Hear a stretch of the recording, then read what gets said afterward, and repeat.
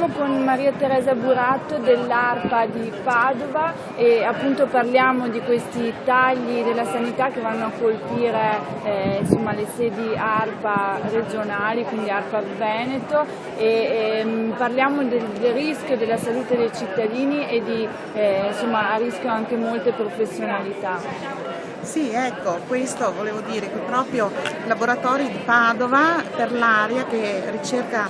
l'analisi sull'aria, il famoso PM10 su tutto il Veneto, è un laboratorio di riferimento nazionale per l'aria, poi anche per quanto riguarda la parte microbiologica delle analisi siamo a riferimento regionale per la ricerca a Legionella, che controlliamo tutto il bacino termale, le piscine, gli alberghi, ecco, tutte queste zone anche turistica, che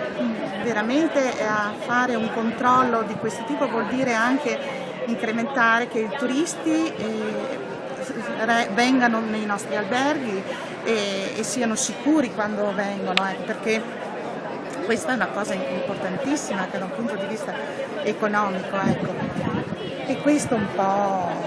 così, insomma, ecco, questa è la nostra ragione della nostra protesta, non tanto perché ci spostano da un posto all'altro del lavoro, ma che queste competenze rimangano, non vengano buttate via. Queste persone sono state formate con i soldi dei cittadini, perché siamo dipendenti pubblici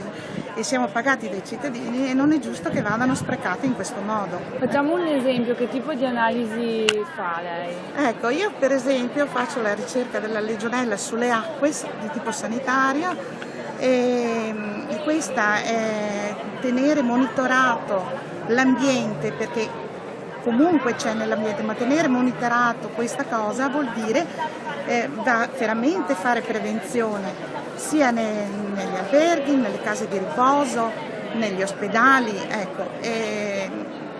questo è importante, insomma, ecco, che ci sia questa sensibilità e che si continui a fare questo tipo di analisi.